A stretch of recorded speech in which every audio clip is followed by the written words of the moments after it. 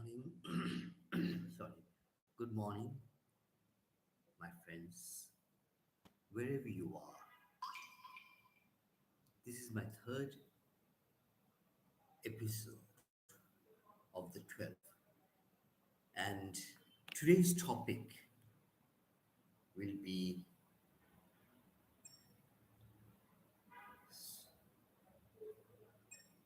sorry about that. Today's topic will be on three key concepts: knowledge, belief, and culture. From my perspective, these three concepts are extremely valuable for any organization, irrespective of size, location, product. It doesn't really matter. The concepts are knowledge, belief, and culture. Good morning, my friends, and how are you all? I hope you are having a good time and also a good day. Here I am back, and I'm going to start the lecture. And the topic I'm going to discuss today will require an abstract hat. Remember, in my previous lecture, I've discussed about thinking. Yes, in today's discussion, you will require to think. Think in an abstract manner to some extent.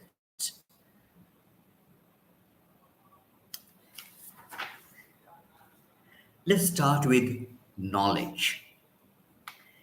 In contemporary times, human resource management has become a distinct branch of people knowledge that touches the heart and soul of human mankind.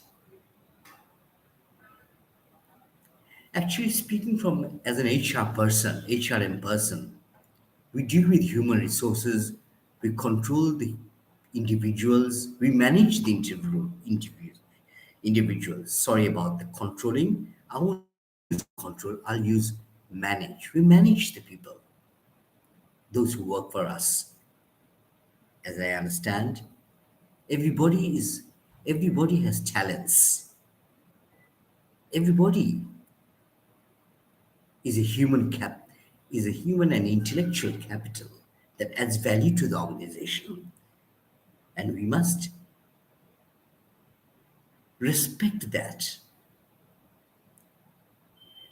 And that's why, as an HRM person, we don't only serve the employees,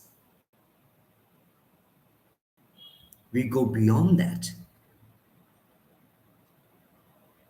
Remember,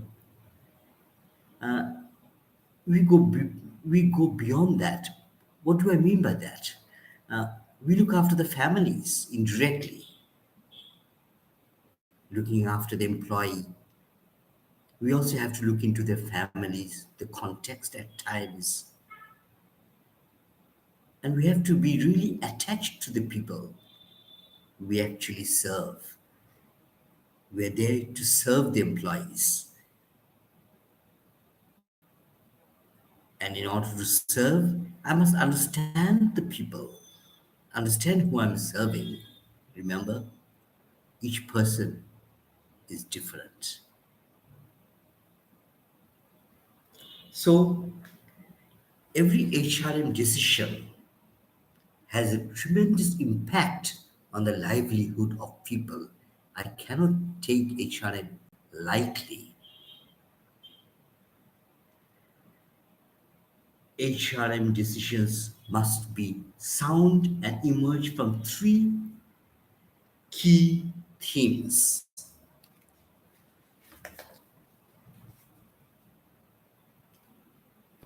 My first theme is what is knowledge based human resource management, which I am advocating. I'm advocating a knowledge based human resource management. What does that mean? Knowledge based HRM approach is basically HRM interventions, HRM decisions, HRM actions based on HRM knowledge that have been well researched and tested.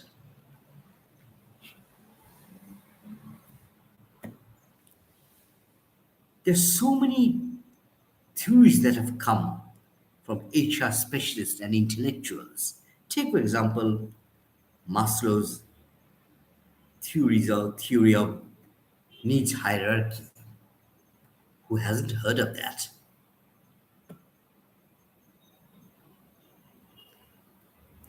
Mr. Abraham Maslow, the outstanding scholar, may not have empirically tested his needs, but yes, he's identified five core needs of human mankind.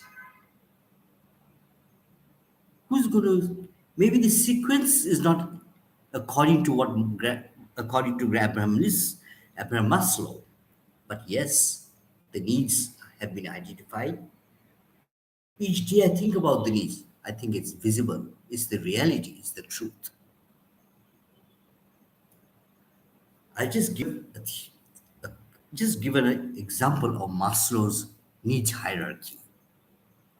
I'll be dealing with that later on in this part and also when I deal with motivation itself.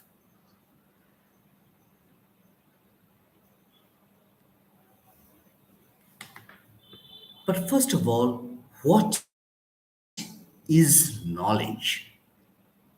Knowledge is something that exists and have been accepted as the truth and well justified.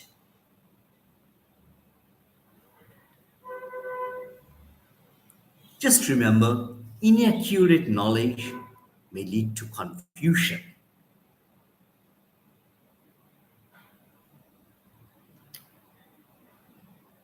Philosophers agree that knowledge involves certainty, evidence, practicality, and broad agreement. That's according to some scholars. They're true. It needs certain knowledge, requires certainty, evidence, practicality. It must be of some use, and broad agreement. Again, the classical theory of knowledge, a classical definition of knowledge is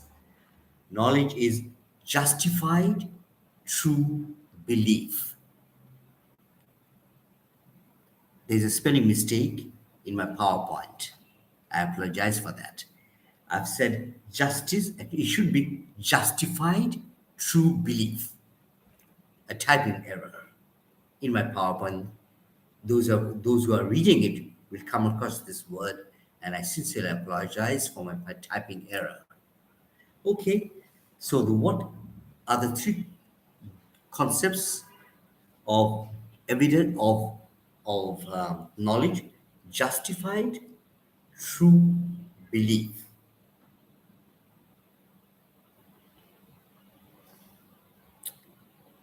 It's hard to explain, but take for example,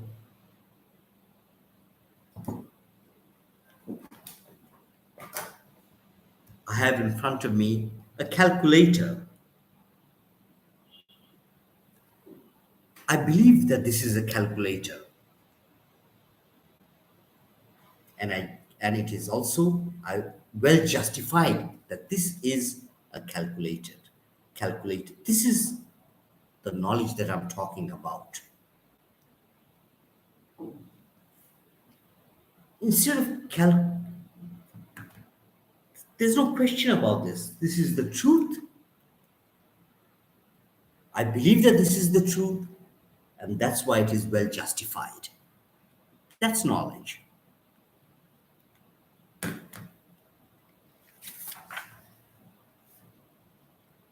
Knowledge to me must relate to the truth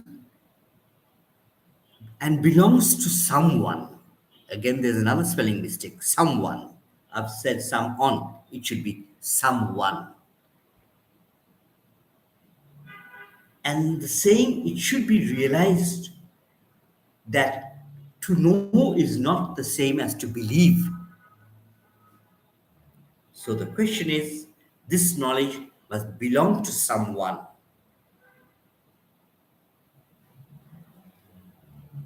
For example, let's take for example,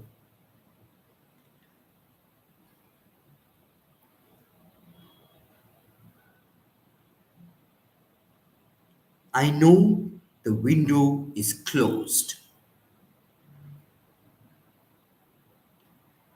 My second line, I think the window is closed. Do you get it? Is there a difference? I know the window is closed. I think the window is closed. There is a difference. That's what I call the difference between to think and to have knowledge of something.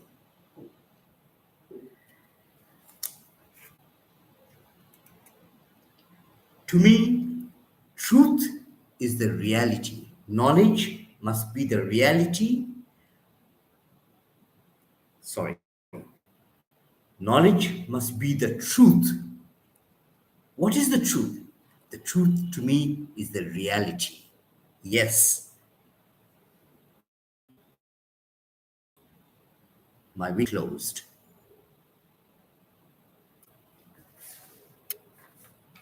Knowledge can be broken down. Knowledge, you can break down knowledge into three parts: personal knowledge, procedural knowledge, and propositional knowledge. Personal knowledge, knowledge that comes from my friends, associates, from my own experience. That's personal knowledge. Procedural knowledge, some people are very good at procedures. That's what I call procedural knowledge. And also propositional knowledge. This is about facts, based on facts, not really opinions. Some people are very good at facts. So that's what I call propositional knowledge. So knowledge is of three types: personal knowledge, procedural knowledge, propositional knowledge. Personal knowledge is about experience, procedural knowledge is about processes, and propositional knowledge is about facts.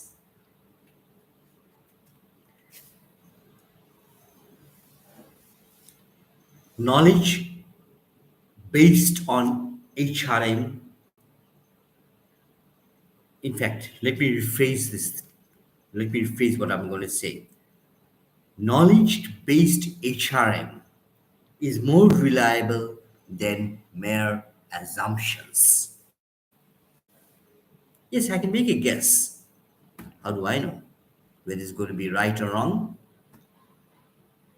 But yes, I can rely on those theories that have been tested, that have been widely accepted by the society. I can rely on those people, scholars. I can rely on their findings because it has been tested. It's reliable, it's dependable. That's why. Take, for example, Maslow's hierarchy of needs, written by Abraham Maslow.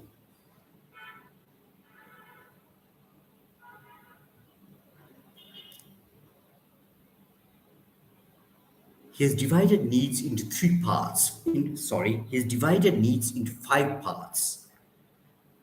At the bottom, it starts from the bottom. Basic physiological needs. Then comes safety and social needs. Then comes the social needs, egoistic and esteem needs, and last but not least, self fulfillment needs. Basic physiological needs, obviously, food, clothing, and to buy food, you need money. That's basic physiological needs to me. Shelter, all these things, the basic needs of human beings is is the after that we go to in terms of employment we need to some extent we need a stability in our employment to some extent days are tough days are rough it's not as easy as before things have changed but to some extent we need some stability to earn a living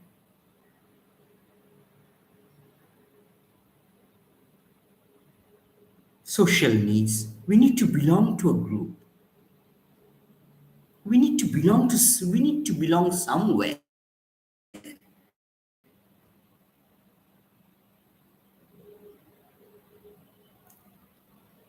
egoistic and esteem needs. I know who I am. I know what worth I am. This is called esteem needs. I know my worth. I'm an HR specialist. At the same time, I'm also a lawyer, a law graduate, and that's what I am. I know my worth. I know by estimate I mean knowing it is knowing or it is self-worth. And also I have to take into consideration what people think about me, what I think about myself, and what people think about me. Both are important. I'll say very, very important. That is also a need. And at the end of the day, yes, I'd like to do something for human mankind. I'd like to do something for my occupation to promote this profession, to give something, whatever I've got. That's what I call fulfillment needs. And that's why I'm here delivering this lecture by the grace of YouTube. I'm grateful for this innovative, creative idea that YouTube has given. YouTube. So, yes, that's why I think it's there's no question about this Maslow's hierarchy needs. Maybe the sequence may be deviated, but the needs are established, and that's the truth. So, as an HR practitioner, we must take into account the needs of people, basic physiological needs, safety and security needs, social needs, egoistic and esteem needs, self fulfillment needs. It's very, very important for an HR and practitioner to understand these needs, not your needs, people's needs. whom we serve. We only serve people. That's what we do. And at the same time, serve the organization. Another great philosopher, Frederick Herzberg, a clinical psychologist, he came up with another brand of with another brand of concepts. Like he's divided motivation into two parts: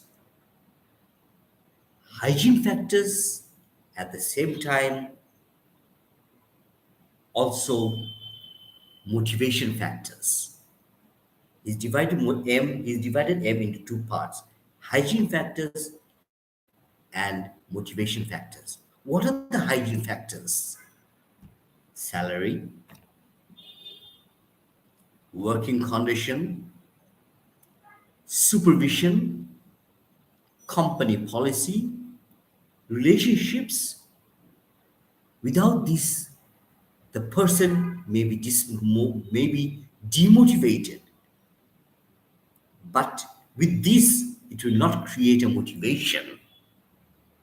He'll work. Remember, salary, he will work. Without salary, he will be demotivated. With salary, the person will work. Now, that's about the hygiene factors, which are not motivators, but will stop demotivation. What are the motivators? What will really uplift me? Promotion, sense of achievement, being recognized, advancement will motivate me. According to Herzberg, those are the motivators. And salary, working condition, supervision, managerial style, relationships are all hygiene factors. If they are absent, a person will be demotivated. Remember the word demotivated, but may not be motivated to do anything. Will be there, will work. Very interesting. In fact, Herzberg has spent years of experiments and has come to this conclusion. As an HRM person, I have to admit, his theory is of great significance. As an HRM person, I really feel that Herzberg has done a lot. There might be skeptics around, critics around. Obviously, there will be. But to me, his theory is exceptionally brilliant for any industry. And as an HR person, I really have to look into when I'm dealing with human resource management, I have to think about Herzberg's theory. What motivates and what demotivates employees. A working condition will demotivate an employee. Promotion will uplift an employee.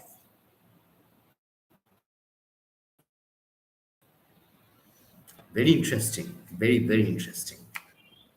Salute. I have to salute Herzberg. Also, another David Kolb. His learning cycle is also outstanding. Those in the learning field will have heard of David Kolb's learning cycle. Starts with, as far as I remember, starts with concrete experience, reflective reflection of what's happening, implementation, and evaluation. But remember, the word starts with experience. Then comes the second point. You're looking back and trying to reflect what you learned on the experience. And then you put that into practice. And then at last, see whether it works or not. I'll be dealing with this also, these theories, very, very elaborately, innumerable theories around. I'm just giving you a few examples. That's all. I can't cover all the theories in this lecture.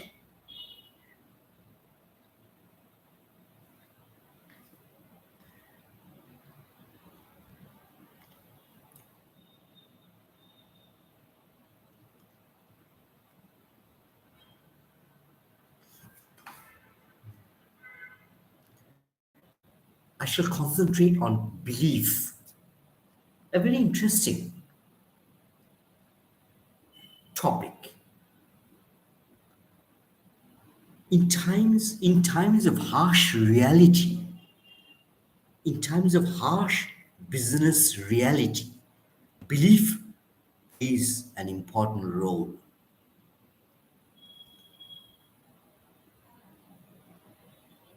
What is belief? I haven't used the word guess. I'm using the word belief. Belief means to trust something or someone as being true and does not require necessarily proof. I repeat, belief means to trust someone or something as being and does not necessarily require evidence or proof. It is a very strongly held opinion about the existence of something as true. For example, I'm sitting on this chair. I believe that this chair is strong enough to hold me. It is my belief that this chair that I'm sitting on is strong enough to hold me without any empirical evidence whatsoever from my part.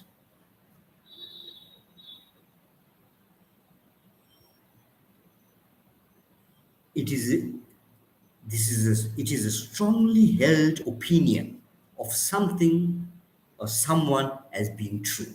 I believe that this is a chair and this has enough strength to hold my weight in a balanced manner. That's what I that's what I believe in. The belief is also well justified because I'm seeing people use the same chair.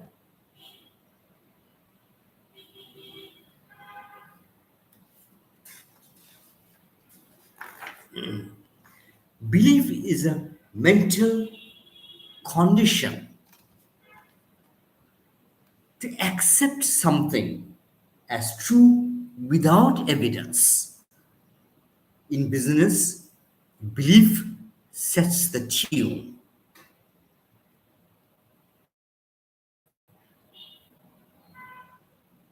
It is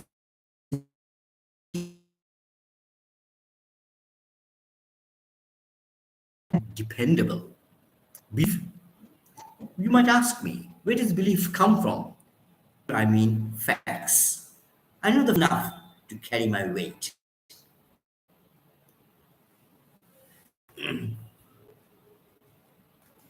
Belief is enough to induce an action. A strongly held belief can induce an action.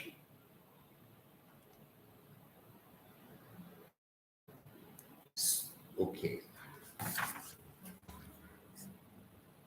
Some commonly held beliefs. Some commonly held beliefs. For example, product. I'll use the words less probable to be productive employees. He's happy. She's whether she or he is productive, that's another issue. Happy employees means enhanced workflow. Enhanced workflow is a concept which means it's about concentration. When I'm concentrating on something, why am I concentrating on something? When I prepared this YouTube, when I prepared the channel, when I'm going through the lectures, I'm concentrating on what I'm saying. This is what I call enhanced flow experience. It's not because I'm really happy. Yes, happiness matters. There's no doubt about it. But at the same time, I have to take into account the working condition, the light, the air. There are other factors also I have to take into account in delivering this lecture.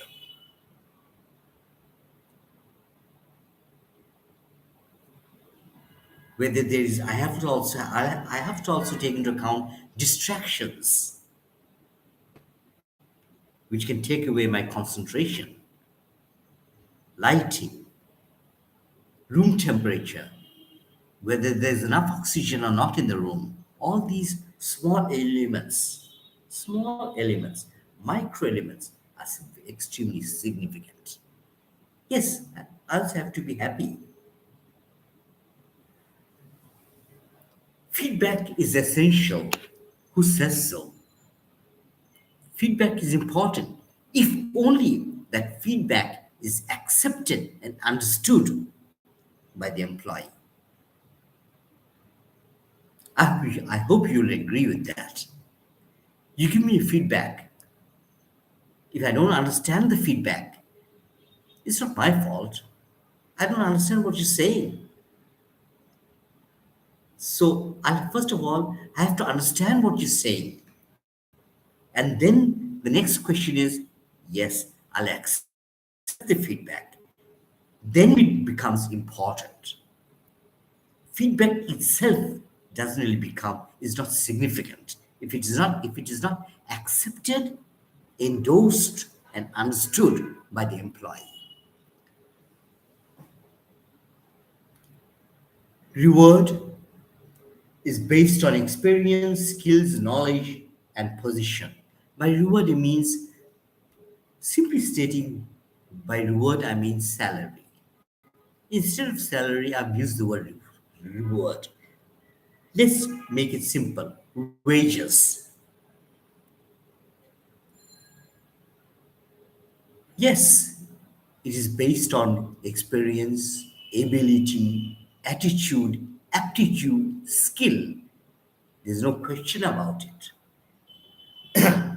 Sorry about it. But also, I have to take into consideration the market. What is the market paying the employee? That is also an important issue. It's not only about it is not only about knowledge, skill, attitude, aptitude. It's also about the market at the moment, what the market is paying the employee.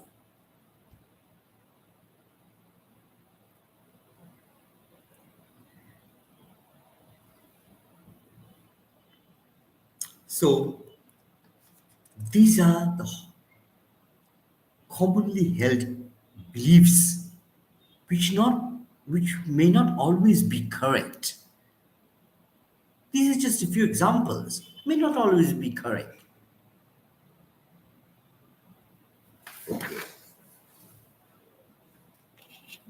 Oh, by the way, you might come across some employers, some managers who'll use the phrase, who'll use the phrase,